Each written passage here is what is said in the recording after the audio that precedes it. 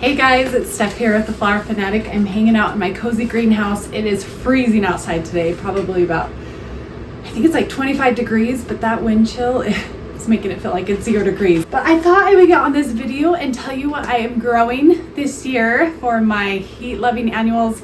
I'll also highlight some of my cold-hardy annuals that I have going on right now. I have been having so much fun in here. Let's start talking about some of these heat-loving annuals. The reason why I grow these is because they are just so easy to grow. I live in a zone 6B climate. It's pretty hot in the summer and we don't get a lot of rain. They are no-fells, and I find that everybody is growing them this year just because they are so awesome, and I just love that I can start them really late and they just take off really quickly and they don't need as much water. They're just kind of leave them in your garden boxes wherever you're growing them and forget about them. So let's start out with zinnias. Oh my goodness, I love growing zinnias. You can just literally sprinkle them outside. You don't even have to have a greenhouse, start them anywhere, and they will grow and take off pretty quickly. I buy most of my zinnias from Johnny Seeds. I've had such great success with them. They're not super expensive and they come in pretty quickly. They give you pretty much every instruction that you need to know on here. I find that if I just follow these instructions, I have really great success. I have the Oklahoma pink. I also have the Oklahoma salmon, and then I got the Queenie lime, which is such a cool zinnia. But these ones are a little bit less prone to powdery mildew, supposedly. But in my climate, since it's so hot and it doesn't rain a lot, I don't have super big issues with that. Maybe at the very end of the season, but by then I've enjoyed them thoroughly. Okay, and then I've got the Benary Giant, which is a big zinnia. So I got bright pink Benaries this year and the lime green. Last year I did a salmon colored one, I did a red wine colored one, and I don't know if I did another one, maybe a pink one, but they were beautiful. I'm just feeling more traditional colors this year, just really happy, really cheerful, really bright with some whites. I think it's gonna be really pretty. And then the next one I'm growing is this Cosmo. This is the double Dutch rose. Cosmos, I kind of debated on growing them or not growing them just because they bloom like crazy. It's really hard to stay on top of the deadheading, but I'm not going to worry about that too much. So I'm probably only going to plant 3 of these just to kind of intermix with those zinnias because I think they're very good complements. But this is another one where you can just sprinkle in the ground. They're going to take off. You might not get them until a little bit later. If you started them earlier in the greenhouse, you'll get blooms a little bit earlier. But I am trying to go a little bit more low maintenance, a little bit easier this year because I am so busy. I want to have beautiful flowers I can cut and bring inside. And so these ones, if you're a novice gardener, perfect. If you don't have a lot of time and you want beautiful flowers, get one little garden box, sprinkle in some of these zinnias, some of these cosmos. And I promise you they are going to bring you so much joy. You can share them with your neighbors and you'll be able to bring them inside, and they last a really long time in a bouquet. So look at those double petals. That is going to be so cool. And they also love the heat.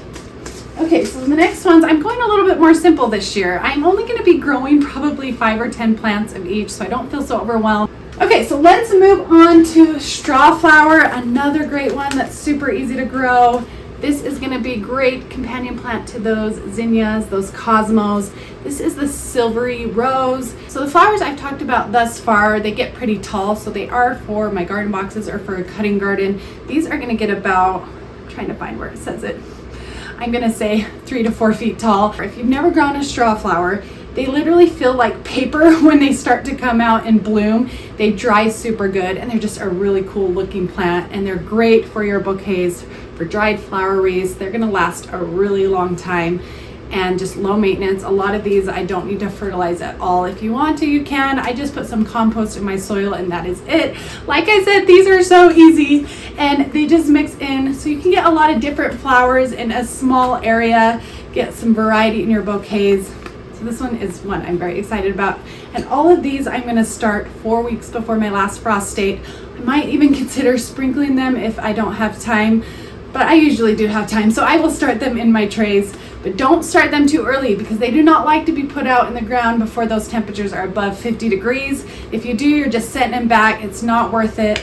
I can start putting mine outside in June when late spring has passed. It's starting to warm up a little bit. It's almost early summer, and they're gonna take off a lot more quickly that way. Ah, dropped it. Anyway, I am so excited. I cannot wait. Spring is around the corner. And I'm wearing my yellow shirt today because I'm in the spring mood and it's starting to make me feel like it's warm even though it's still freezing outside. So I'm sure you guys are all in the same boat. Okay, so the next one I will be growing. I have a few more. I've got my Gumina, my raspberry cream Gumina.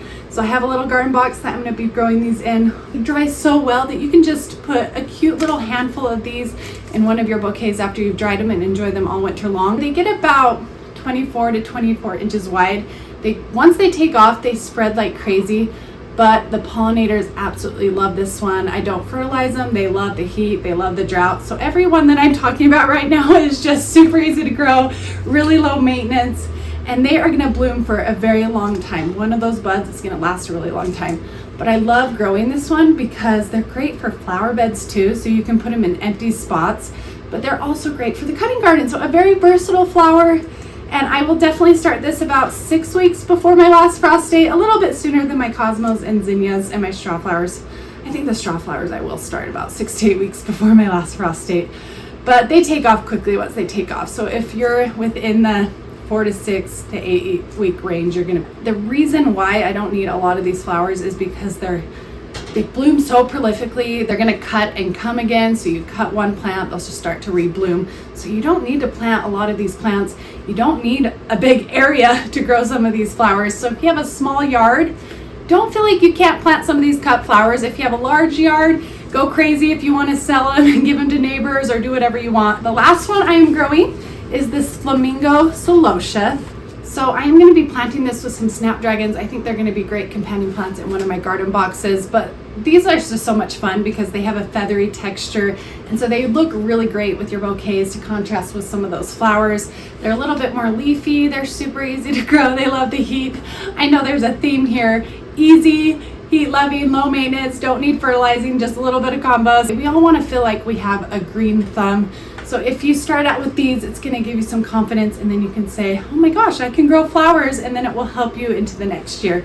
But this one is about 6 to 8 weeks before your last frost date, full sun, and I'm just really excited to experiment with this one. Last year I grew the terracotta one, and it's more of a burnt orange, a little bit of pink. This one is a pink, and I think the blooms are quite a bit bigger. I've never grown it before, but the picture was beautiful. Okay, last but not least, actually, I have one more. I started out this year with maybe 3 options, and now I have moved on to maybe 10 varieties, but I just keep buying seeds, and I'm officially done for now. But I am going to be growing some hollyhocks. I'm excited to show you where I'm going to grow these, but look at these colors together.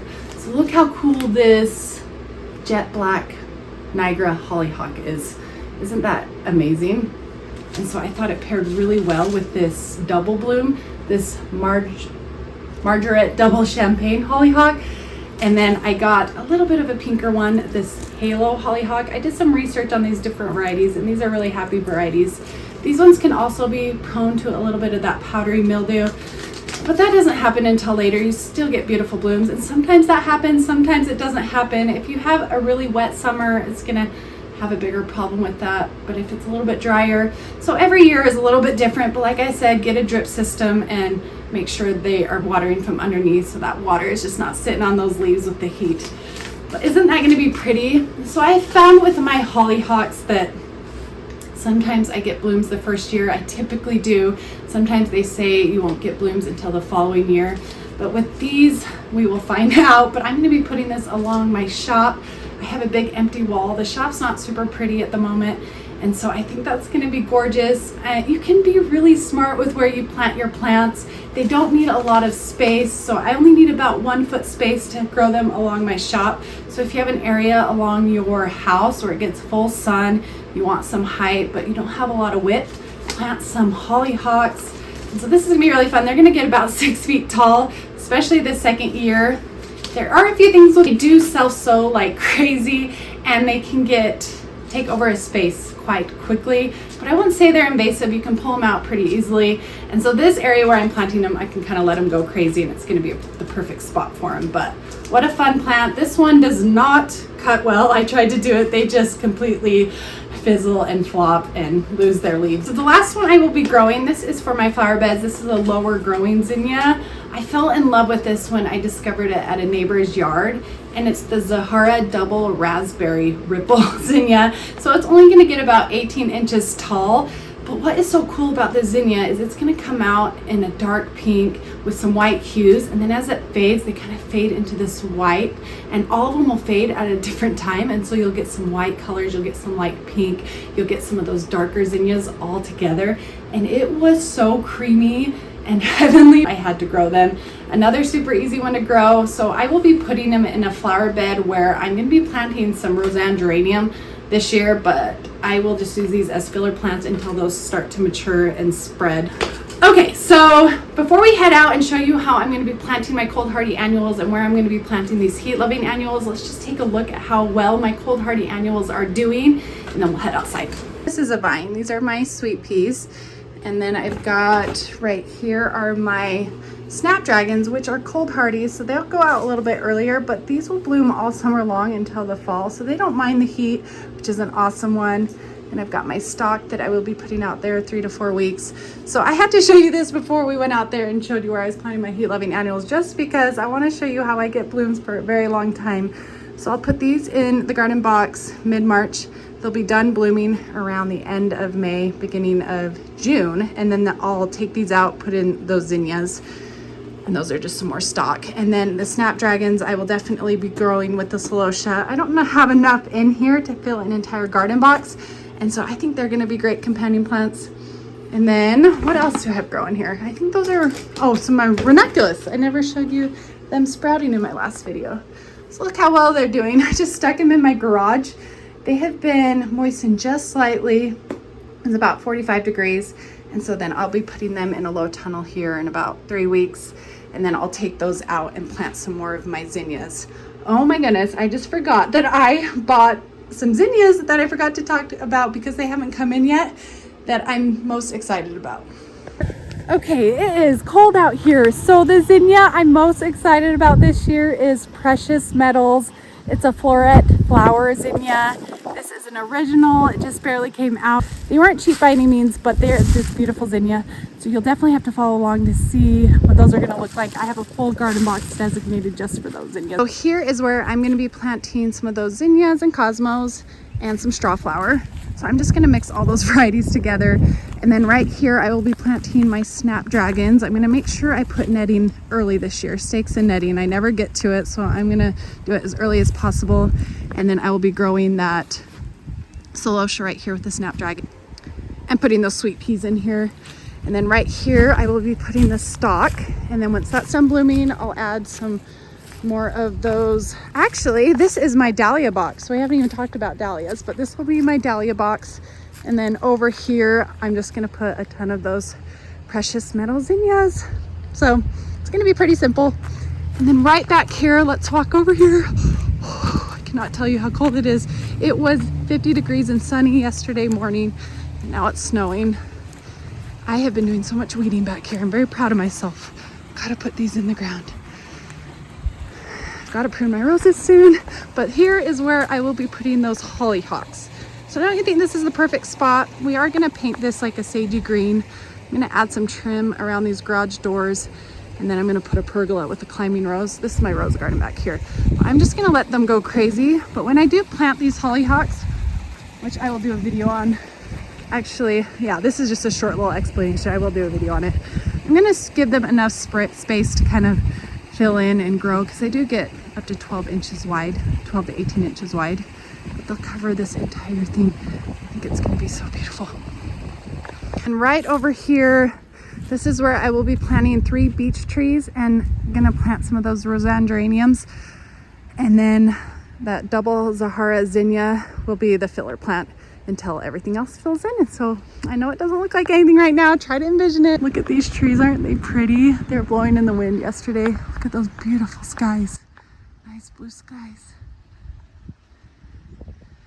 Okay, I think that's all I've got for you guys today. Thanks for watching this video. If you have not bought these seeds, go ahead and buy them. I know some of those floret flower seeds are still available to buy. I think some people are hesitant to spend $20 on a packet of seeds, but the amount of work she puts into growing her original zinnias, I think that is just priceless to have something beautiful, something new. But that's just my opinion. Anyways, I hope you guys are having a great day gardening. I will see you in the next one, and I'll talk to you later. Bye.